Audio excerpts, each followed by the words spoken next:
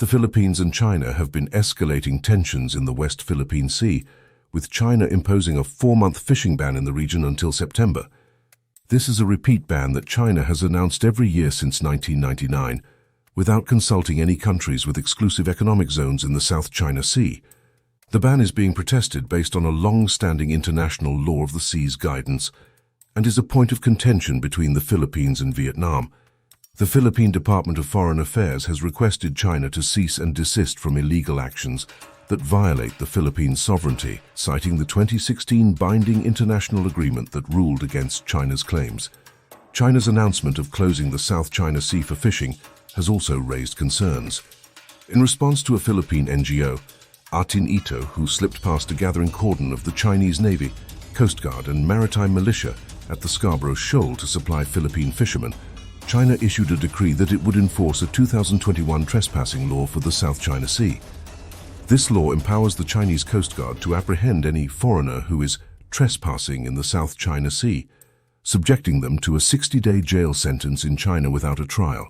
This year's situation could be different as the Chinese now need to make arrests or risk losing face, and the Philippines has stated it will not give up an inch of territory to China, so it cannot back down either. Both sides appear to have more to lose by backing down from a confrontation.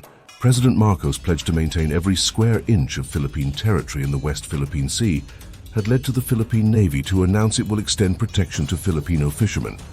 The government has adopted a comprehensive approach, including national and international media, to assert its sovereignty and establish it as a long-lasting national policy.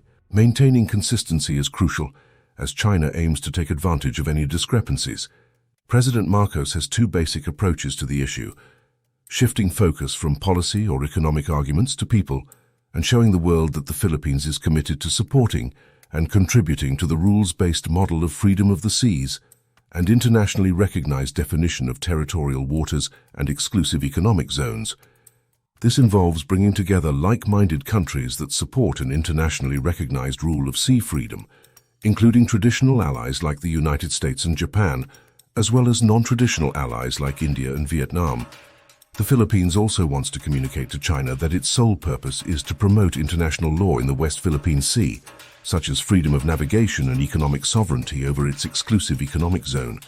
The Philippines must demonstrate that it is not interested in Taiwan affairs, will not increase the number of bases available for the United States to use in the Philippines, will not seek reciprocal actions against China, and will negotiate to resolve the dispute with China.